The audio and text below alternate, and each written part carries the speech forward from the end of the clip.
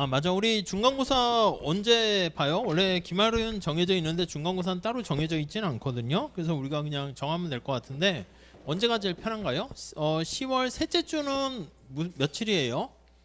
10월 셋째 주. 둘째 주에 볼까? 넷째 주, 셋째 주에 둘째 주는 안 되지. 다음 주네. 넷째 주에 볼까? 셋째 주가 며칠이라고요? 19일. 넷째 주는 26일.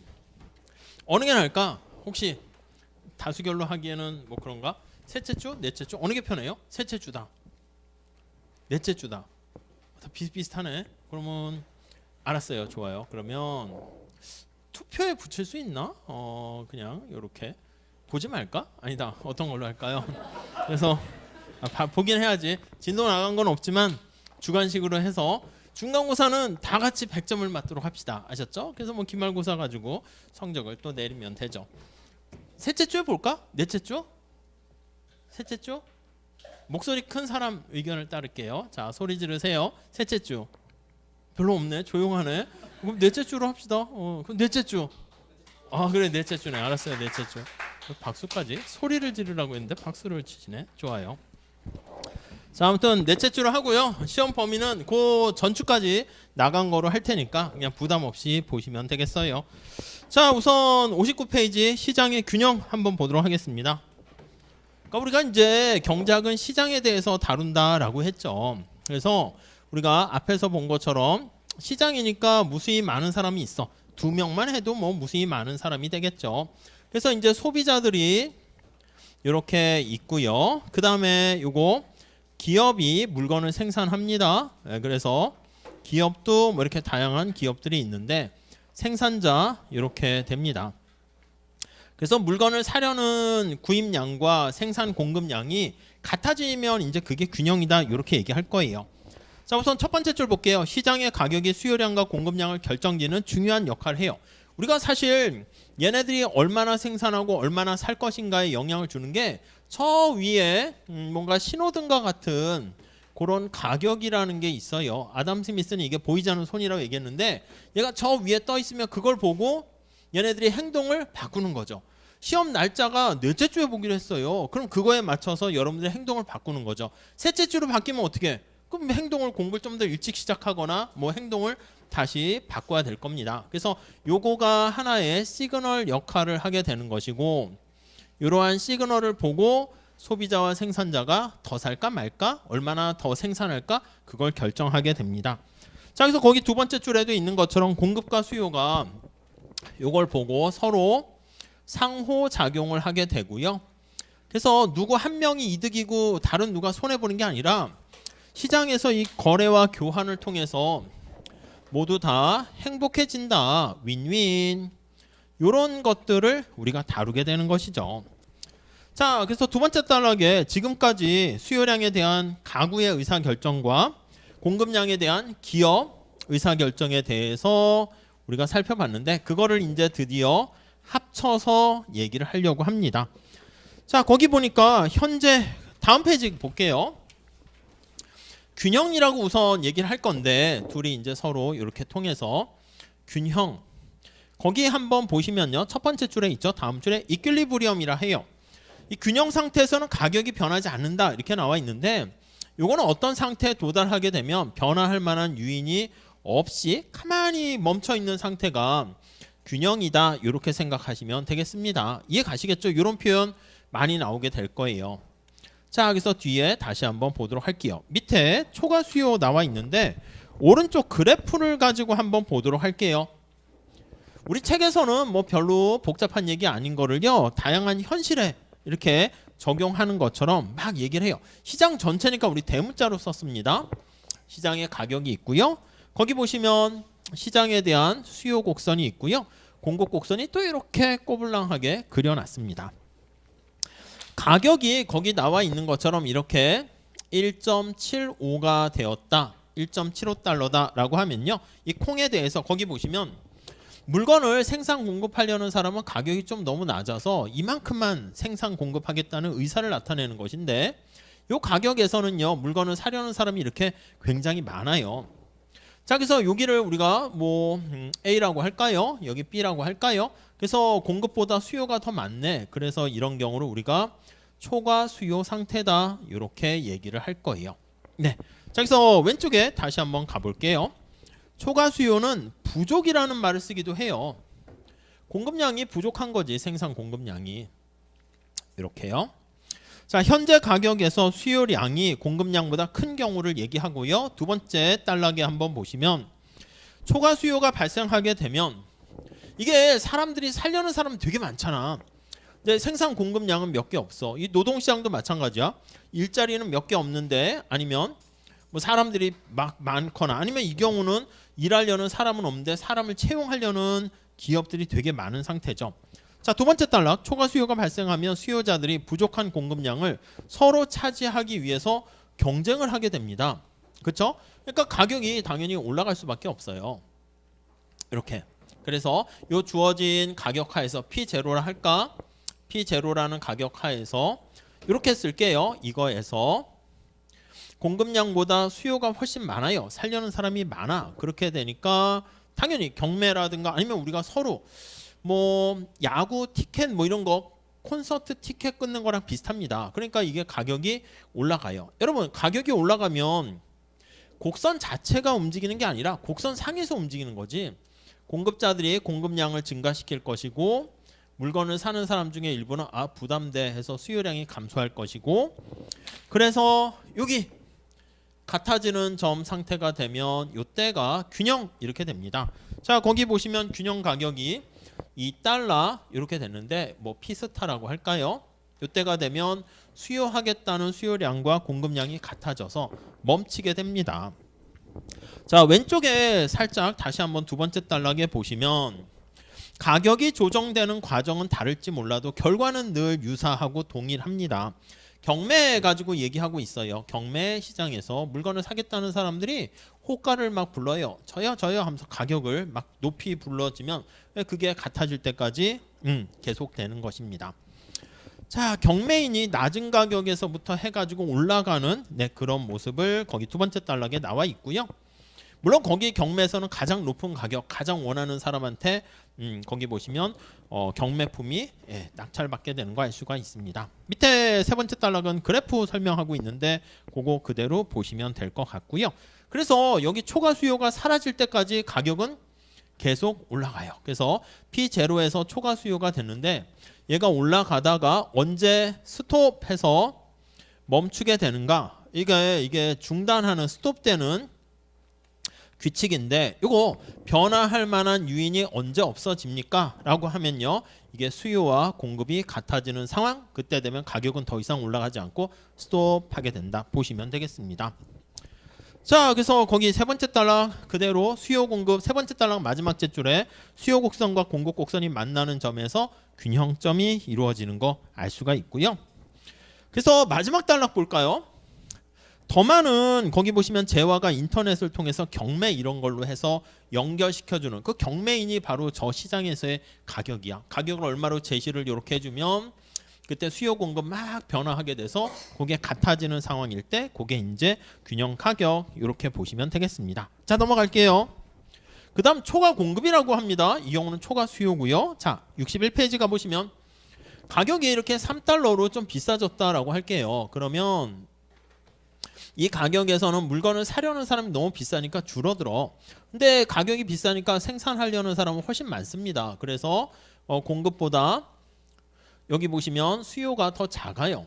이렇게 돼 있는 상태죠. 그래서 이런 경우는 초과 공급이 발생했다. 이렇게 얘기를 합니다.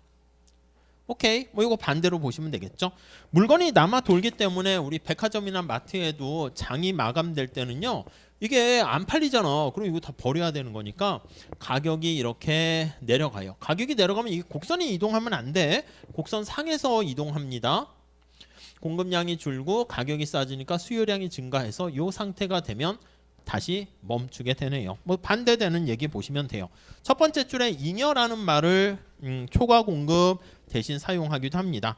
두 번째 줄에 보시면 예를 들어 하고 끝에 나와 있죠. 신차가 나오는 가을에 미처 팔지 못한 자동차 뭐 가격 할인 같은 거 막 하잖아. 새로운 뭐 페이스 리프트를 하게 되면 신차가 나오면 옛날 차는요. 그럼 뭐 이거 사람들 안 사게 되지. 그럼 빨리 그걸 다 재고를 소진하는 게 나은 거니까 가격 할인을 많이 해주는 거 똑같이 보시면 되겠습니다. 자, 크리스마스 날 재고 정리 그런 얘기도 나와 있죠. 넘어갈게요. 밑에 그림 보시면 되겠고. 자, 그 다음에 이거를요 우리가 그래프로 봤는데 요거를 수식으로 한번 볼게요. 방정식 이렇게 나와 있는데 수식으로 볼 겁니다. 자, 거기 보시면 시장의 균형 나와 있습니다. 두 번째 달러. 지난번에 얘기한 것처럼 X축, Y축 그런 얘기를 하고 있어요. 그래서 거기 보시면 칠판에 그림을 그려야 되는 거니까 수요 곡선을 이렇게 표현했어요. 수요 곡선이 P는 A-B QD 이렇게 표현했어.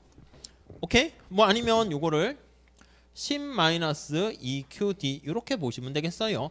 그래서 여기를 P라고 놨기 때문에 수요 곡선을 이렇게 해서 수요량 이렇게 표시를 할게요. 그러면 Q가 빵일 때는 여기가 10이고요. 기울기가 -2 하니까 여기는 5 해서 요게 수요 곡선 이렇게 보시면 되겠네요. 거기 식 나와 있고요. 근데 엄밀한 의미에서 수요 함수를 표현한다 그러면 이렇게 가격으로 표현하면 안 되고요. 거기 중간에 나와 있는 것처럼 이거 수요량 이렇게 표현하는 거지. 그래서 가격에 대한 함수 이렇게 표현해야지 사실은 맞는 거예요. 그래서 요 QD로 정리를 하면 거기 나와 있는 것처럼 B분의 A 마이너스 B분의 1 P 이렇게 그냥 1차 함수 정리를 한 거죠.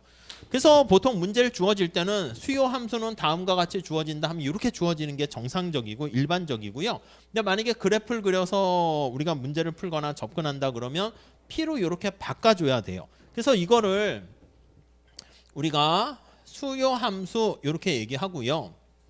위에 거는 X축과 Y축을 바꾼 거잖아. 그래서 P로 정리한 거죠. 그래서 이것을 역수요 함수 이렇게 표현을 하기도 해요.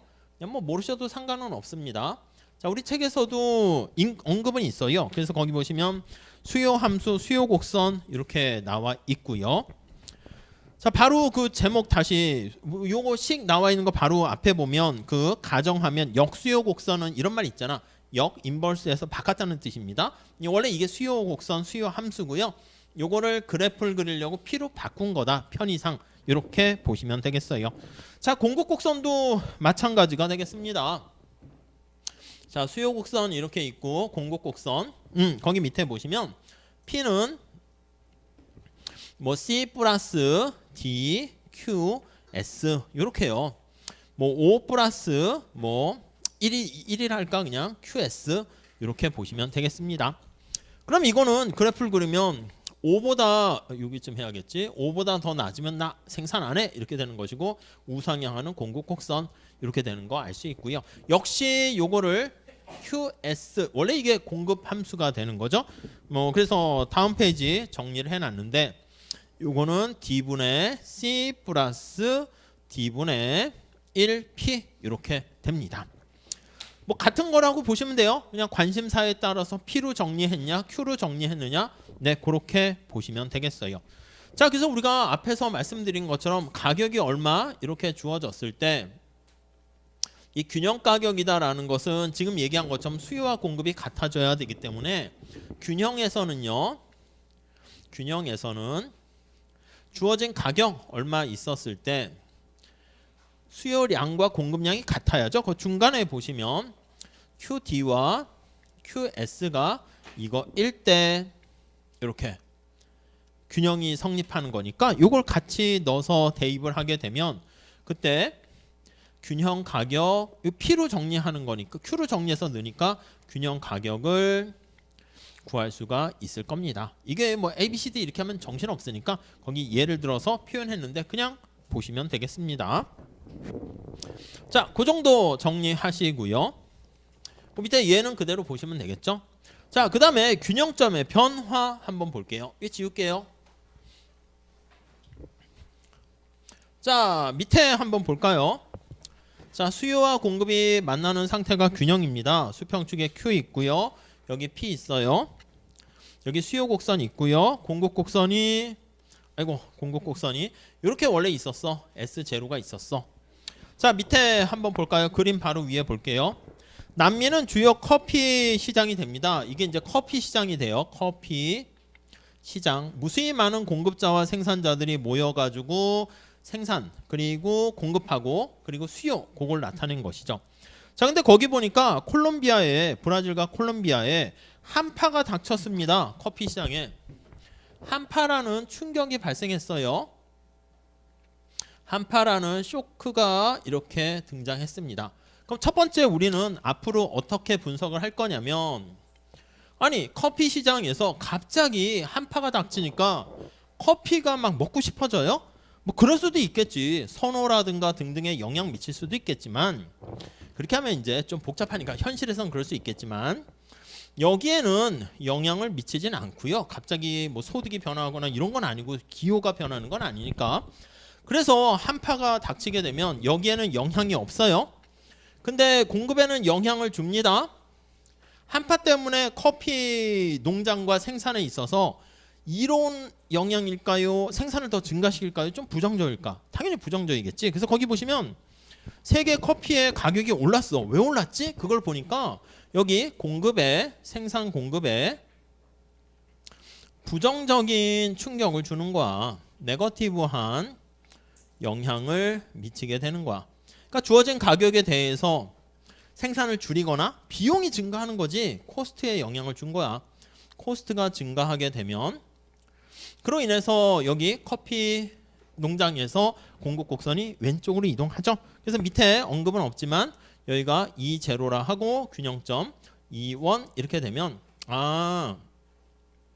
커피에 그래서 이렇게 균형 가격은 상승하게 되고 가격은 상승하고 거래량은 줄어드는구나 이렇게 되는 거 알 수 있죠.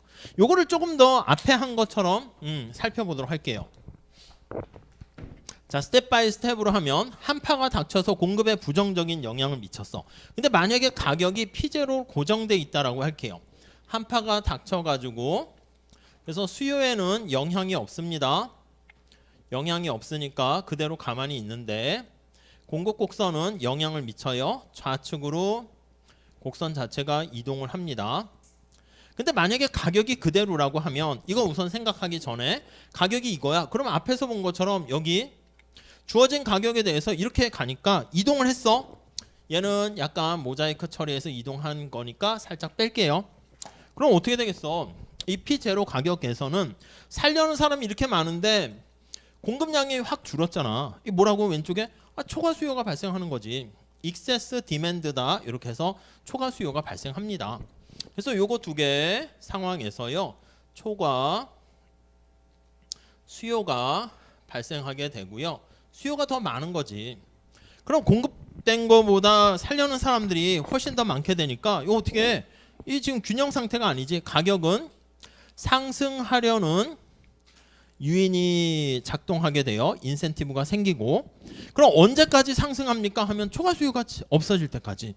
그래서 가격이 계속 상승하다가 초과 수요는 뭐 수요 빼기 공급이라 할게요. 이게 제로가 되면 더 이상 가격의 조정이 멈춰요. 스톱 이렇게 됩니다. 이해 가시겠죠? 그러니까 가격이 이렇게 올라가는 거야. 조금씩 올라가면 초과 수요가 줄어들지 않습니까? 이게 초과 수요인데 초과 수요가 점차 줄어들어요. 왜 줄어드나요? 생산자들은 생산량을 늘리고 물건을 사려는 사람 소비자들은 비싸지니까 소비를 줄여. 그래서 여기 가게 되면은 스톱 해서 여기가 새로운 균형 이렇게 되는 거죠. 그러면 우리가 이 변화되는 과정을 다 보면 좋긴 한데 칠판에 그렇게까지 다 시간이 감에 따라서 동영상을 찍을 수는 없으니까 우리는 어떻게 할 거냐면 한파라는 충격이 발생했을 때 이걸 비교하는 거야. 변화 전과 비포 변화 후를 비교합니다. 애프터 이렇게 그렇죠? 그래서 뭐가 어떻게 달라졌습니까? 이걸 비교해 보니까 커피 시장에서의 가격은 상승하게 되었고 거래량 Q는 감소하게 되었다라는 것을 우리가 알 수가 있는 거죠. 그러니까 요거를 우리가 교훈 삼아서 요런 툴을 통하게 되면 꼭 커피 시장뿐만 아니라 쌀이나 여러 가지 농작물이나 다른 시장에 대해서도 저런 날씨나 기후 한파가 되면 뭐가 어떻게 변할지를 비슷하게 예측을 할 수 있겠다라고 보시면 되겠습니다. 넘어갈게요. 자, 64페이지 보세요. 자, 첫 번째 단락은 그림에 대한 얘기 나와 있습니다. 한파로 커피 가격이 상승했다. 왜? 그 중간중간에 그 변화하는 프로세스를 우리가 보게 되는데 요 간단한 수요 공급 가지고 우리가 설명하는 것을 알 수가 있습니다. 두 번째 단락 그거 보시고 초과 수요가 발생하면서 가격이 상승하는 세 번째 단락 내용 보셔서 언제 멈춘다?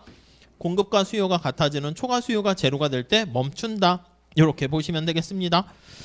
자, 밑에 거기 나와 있는 거 보시면 될 것 같고요. 경작의 적용도 읽어보세요.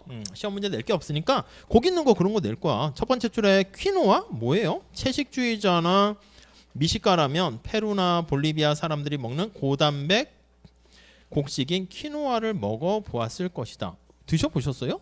미식가 아니신가? 아무튼 미식가 시장에서 인기가 많대요. 아무튼 그거 한번 읽어보시고요. 자, 오른쪽 가봅시다. 오른쪽에 다양한 그 수요 공급의 변화 그거에 대한 얘기가 있는데 그거 별표하세요. 그러니까 뒤에 나와 있는 연습 문제도 다 그냥 그런 얘기들을 하는 겁니다. 그래서 우리가 이제 수요가 어떻게 변하고 공급이 어떻게 변하고 뭐 그런 요인들 살펴볼 건데 뭐 이렇게 할까요? 이렇게 할까요? 이렇게 뭐 나올 수 있는 거 다 해볼게요. 여기 수요와 공급 이렇게 표현을 해보도록 할게요. 그래서 여기다가 이렇게 아니다 하지 맙시다. 그냥 책에 있는 거 가지고 그냥 보셔도 될 것 같아서 이렇게 뭐 표나 이렇게 정리하거나 그럴 필요는 없을 것 같아요. 간단하니까. 자, 우선 책에 있는 거 몇 가지 사례만 봅시다. 첫 번째 위에 한번 볼까요? 자, 수요 곡선의 이동. 자, 여기 균형이야. Q가 있고 여기 수요 곡선, 공급 곡선 이렇게 있습니다. P 있어요. 어떤 외부적인 충격이 앞에서는 한파는 공급에 영향 미치는 거 얘기했는데 수요에 영향 미치고 공급에는 영향 미치지 않는 거 그걸 한번 볼게요. 자, 우선 첫 번째 소득 한번 볼게요. 소득. 자, 소득이 증가했어. 그러면 어떻게 되니? 요 스토리. 당연히 소득이 증가했다고 해서 갑자기 생산비가 변하는 건 아니니까 공급에는 영향을 미치지 않습니다. 오케이? 그런데 수요에는 영향을 미쳐요. 근데 거기 제일 위에 보시면 소득이 증가했는데 이게 정상제냐 열등제냐에 따라서 달라질 수가 있겠죠. 자, 그러니까 만약에 이 소득이 증가했는데 이 재화가 정상제야. 정상제면 하나의 그래프에다 그냥 그릴게요. 그러면 수요 곡선이 어떻게 돼? 우측으로 이동하지. 소득이 증가하게 되니까 더 많은 물건을 살 수 있고 지불하려고 하는 willingness to pay도 이렇게 증가합니다. 얘는 정상제. 그럼 변화 전과 변화 후를 비교하면 A에서 B로 가게 되는 거니까 가격은 올라가고요. 거래량은 증가하는 거 알 수가 있겠죠. 이렇게 되는 거 확인할 수가 있습니다. 근데 만약에 이 재화가 정상제가 아니라 열등제야. 라면이라든가 뭐 등등 이런 것들은 사실 어떻게 보면 먹고 싶을 때 먹을 수 있겠지만 열등제가 되면 오히려 소득이 증가하면 수요 곡선은 좌측으로 이동을 합니다. 그러니까 재화의 특성에 따라서 달라지죠. 그러면 얘가 좌측으로 이동을 하게 되면 여기 C점으로 이동합니다. 열등제 이렇게. 그럼 어떻게 돼? 그러면 가격은 하락하게 되고 거래량도 줄어들게 된다. 알 수가 있겠죠. 오케이? 뭐 그 정도 보시면 되겠습니다. 자, 거기 뭐 수요 곡선의 이동 그리고 대체제 관련한 거 오늘 봤죠? 보완제 가격 변했을 때 그런 것들 다 체크할 수 있어요. 그럼 다시 한번 정리해 볼게. 여기 디맨드 곡선이라고 하는 수요에 영향을 미치는 요인들은 뭐가 있습니까? 라고 하면 이게 X제라고 할게요. 그러면 X제 가격, 그 재화의 가격이야. 그쵸? 커피면 커피 가격 뭐 이렇게 되는 것이고 Y 이거는 가격은 가격인데 하첨자가 다르잖아. 그러니까 이거는 다른 재화의 가격 이렇게 돼요. Y제의 가격, 다른 관련제의 가격. 이 관련제는 앞에서 본 것처럼 햄버거나 케첩이나 닭고기 하는 것처럼 이게 대체 관계냐 보완 관계냐에 따라 다르고 얘는 M 소득입니다. 소득도 이게 정상제냐 열등제냐에 따라 다르지. 그래서 얘네들 물론 그 외에 기타 등등 선호와 등등등 많이 있지만 주로 우리는 요 세 가지만 주로 얘기할 거예요. 그러니까 소득이 변했는데 막 공급이 곡선이 변했다? 뭐 우회해서 그럴 수는 있겠지만 그래도 그냥 심플하게 봤을 때는 수요에 영향을 미친다 보시면 되겠고 공급에 영향 미치는 요인들 볼게요. X 생산하는 공급에 영향 미치는 것은 가격이 영향을 미칩니다. 이렇게 또 뭐가 있을까? 우리 임금 같은 거 있잖아. 인건비 같은 임금 아니면 우리가 원재료 가격 아니면 기술 이런 것들 뭐 다양하게 있어요. 등등등. 근데 한 요 정도만 그냥 할게요. 자, 그래서 우리가 두 개 양쪽에 다 들어가 있는 게 뭐가 있어? 이 가격 아닙니까? 가격. 가격은 수요에도 있고 공급에도 있어. 얘가 이제 중간에 연결고리가 되는 거지. 그래서 뭐 전령 역할을 하는 거예요. 그리고 얘 가격이 조정돼서요. 나중에 사실은 이 식이 하나 더 있어야 돼요. 어떤 식이냐면 균형식. 여기 나와 있는 X제에 대한 수요량과 X제에 대한 공급량 이렇게. 그러니까 사실은 이렇게 식이 세 개가 있고요. 어떤 식? 첫 번째는 균형식 요게 있고요. 하나. 그 다음에 수요 함수가 있고요. 공급 함수가 있고요. 이렇게. 오케이? 식이 3개 있는데 미지수도 3개야. 여기 나와 있는 것처럼 P, QX. 얘랑 또 여기 보면 얘랑 연결이 되네. 이렇게 어떻게 할까? 이렇게 연결이 되고 또 얘랑 얘도 또 이렇게 연결이 되고 이렇게요. 그래서 식이 3개 있는 요 모형 간단한 수요 공급 곡선 요 모형에서 서로 친구가 있어서 연결이 되는 저기 PX, QXD, QXS 요거 이게 이제 모형 내에서 결정된다 해서 요거를 내생 변수 이렇게 얘기하고요. 얘네들이 변하면 이제 앞에서 본 것처럼 곡선 상에서 왔다 갔다 곡선 자체는 이동하는 거 아닙니다. 이렇게 되고 얘네들 이외에 나머지 뭐가 있어? 소득 M 친구 없잖아. PY 친구 없잖아. W 없잖아. 기술 없잖아. 이거는 밖에서 주어진다니까? 이게 이제 충격으로 밖에서 이렇게 주어지게 되면 이때는 이 동네에서는 약간 이방인 타인이 되는 거야. 이것을 밖에서 주어진다 해서 외생 변수 이렇게 이름을 붙여요. 자, 여기서 정리를 하면 여기 나와 있는 이렇게 내생 변수가 변하게 되면 이게 수요에 영향을 주는지 공급에 영향을 주는지 그걸 체크해 보시긴 해야 되는데 수요 곡선이라든가 또는 공급 곡선이라든가 어디에 충격을 주느냐에 따라서 자체가 이동을 하게 되고요. 곡선 자체가 이동하는 거야. 근데 여기 나와 있는 이런 내생 변수가 변하게 되면 아니 이거는 곡선 상에서 이동이라니까? 곡선 상에서 이동을 하니까 곡선 자체가 이동하는 거 아닙니다. 아무튼 요 간단한 세 개 식에다가 내생 변수, 외생 변수 뭐 그런 것들 우리가 생각을 해보는 거야. 거기다가 스토리를 입히게 된 거지. 네, 그 정도. 자, 여기서 밑에 다양한 공급 곡선에 이동하면 생산 비용이 증가한다. 여기 나와 있는 인건비가 상승했다. 그럼 공급 곡선이 상방 이동하는 거잖아. 그럼 여기 공급 곡선 상방 이동하게 되면은 가격이 올라가고 거래량이 감소하는 거 그런 것들을 알 수가 있겠습니다. 자, 그래서 거기 65페이지 밑에 생산물 시장의 수요 공급 재검토를 봅시다. 경제학 공부를 계속하다 보면 논쟁이 가득한 학문이라는 걸 알게 될 것이다. 예, 맞습니다. 우리 지난번에 실증 명제, 규범 명제 본 것처럼 자, 그러나 자유로운 시장에서 수요와 공급이 작동하는 기본 방향에 대한 논쟁은 거의 없어요. 그리고 이게 제일 중요하다니까. 그래서 요 원리가 그대로 저 뒤에 국제 무역이나 국제 금융, 뭐 환율 이런 데에서도 적용을 하게 됩니다. 넘어갈게요. 66페이지. 자, 그래서 거기 첫 번째 줄부터 살짝 보시면 마지막 줄 볼까요? 미국의 중부지방의 날씨가 좋아서 옥수수 수확량이 크게 증가할 것으로 예상되면 뉴스에서 그런 걸 들었어. 그럼 이 간단한 수요 공급의 원리를 통해 가지고 옥수수 가격이 어떻게 변할지 판단할 수 있고요. 매사추세츠에 있는 어부들이 파업을 했어. 그럼 생선 가격이 어떻게 될지 그거 우리가 뭐 직관적으로는 알 수 있어. 가격이 오르겠지. 근데 왜? 그걸 이렇게 간단한 수요 공급 곡선 가지고 설명을 할 수 있게 된다는 것이죠. 자, 밑에 기억해야 할 사항이 있다는데 간단히 볼게요. 첫 번째 1번 보세요. 수요 곡선은 주어진 가격에서 한 가구가 구매할 용이라고 되어 있습니다. 구매한 게 아니고. 그리고 생산자들은 구매할 능력 있는 재화의 양, 구매할 용의와 구매할 능력 있는 재화의 양이고, 공급 곡선은 생산자들이 공급할 용의가 있는 윌링니스라는 거 잘 보시고, 2번 수요와 공급은 이렇게 방정식으로 주어져서 균형 가격 이런 거 구하세요. 뒤에 연수 문제 나와 있는 거 한번 보시고, 3번 특정 기간, 일정 기간이라는 거 잘 보세요. 하루, 한 달, 1년 그렇게 보고요. 4번 수요에는 그 재화의 가격, 오늘 다 한 겁니다. 소득, 부, 다른 재화의 가격, 선호, 미래에 대한 기대, 그런 것들이 영향을 미치고, 공급에 영향을 주는 것들 요거 그 재화의 가격, 생산 비용, 관련 제품의 가격, 기술 등등이 영향을 미칩니다.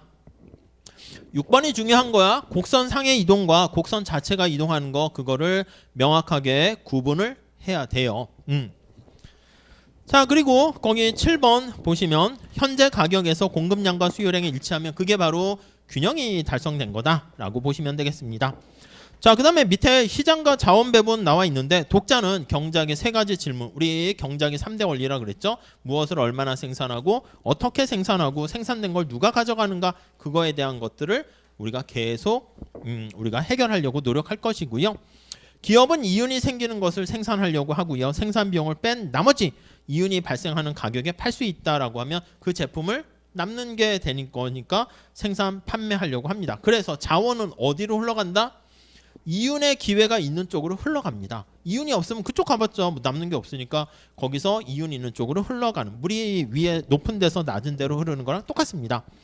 자, 밑에 점팅 나와 있는 거는 여러분들이 한번 읽어보시면 돼요. 우리 복습하는 거니까. 자, 그리고 마지막 제출 볼게요. 애덤 스미스가 거의 200년 전에 스스로 결정하는 시장의 자율적인 특성을 얘기하고 있습니다. 다음 페이지 가볼까요?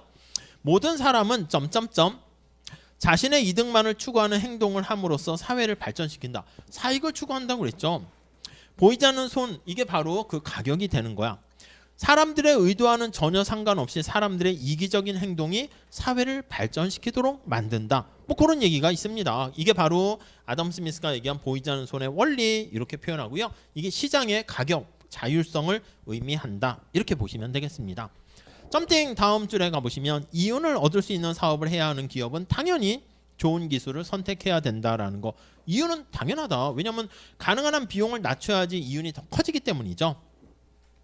다음 점팅 생산된 것을 누가 가져가는가 분배, 이건 아직까지 얘기하지는 않았습니다. 저 뒤에서 앞으로 그것도 계속 얘기할 거야. 분배 관련해서는 우리가 신문에서는 주로 계층별 소득 분배 이런 걸 많이 얘기하는데, 기능별 소득 분배 그런 것들도 얘기를 해서 생산된 아웃풋을 누구한테 이렇게 할당해서 나누는 게 제일 좋을까, 제가 생각하는 거야. 강의를 해가지고 학점을 줄 수 있는 게 제한돼 있다니까. 뾰족한 학점, 둥근 학점. 그러면 누구한테 주는 게 가장 이게 공정하고 리즈너블 할 것인가? 가장 열심히 공부한 학생을 찾아가지고 그 친구한테 뾰족한 학점 주는 게 당연히 제일 좋지 않겠습니까? 그걸 제가 추첨을 통해 가지고 한다. 그러면 그게 공정한 건 아니겠죠. 그러한 원리들에 대해서 보게 될 겁니다.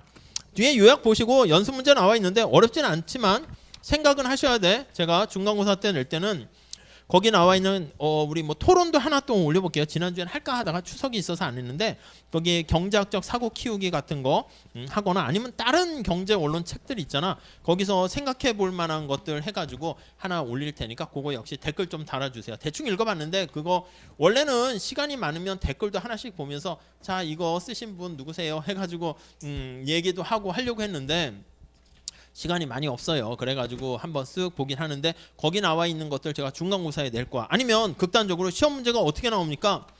제가 옛날에 다음 블로그에다 제가 그동안 시험 문제 냈던 거를요 거기다 다 올려놨거든. 뭐 성대나 고대, 연대 했던 것도 다 올려놨었는데 다음에서 그 블로그를 자 이전하려면 빨리빨리 준비해 주세요 했는데 바빠가지고 놔뒀어. 그랬더니 그게 다 이렇게 없어졌어요. 그래서 거기에 뭐 나름 자료도 되게 많고 제가 그냥 막 그냥 이렇게 뭐 잘 신경 써서 올리는 게 아니라 막 올리는 스타일이거든요. 뭐 유튜브도 그렇고 거기에도 블로그에 자료가 엄청나게 많았었는데 근데 다 그 없어져가지고. 예, 그런데 시험 문제가 어떻게 나올까요? 이렇게 얘기하면 그냥 우리 시험 문제는 제가 옛날에 냈던 거랑 달라요. 옛날에 뭐 객관식으로 내고 이렇게 했는데 그거 필요 없고 그 67페이지에 그런 거 낼 거야. 아담 스미스가 이렇게 얘기했는데 자 이게 너 뭐라고 생각하냐? 이렇게 해요.